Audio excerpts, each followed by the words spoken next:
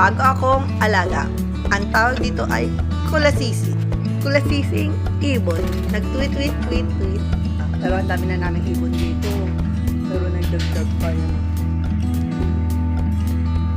Ayan, nakakalipot. Paano malalaman na lalaki at babae? Alam niyo, yan ang kinakain niya, saging. Para sila mga sugar glider. Nakain nila daw saging, apple ba, mga sosyal na ibon, naka-apple pa daw. Naka-banana. Say hi!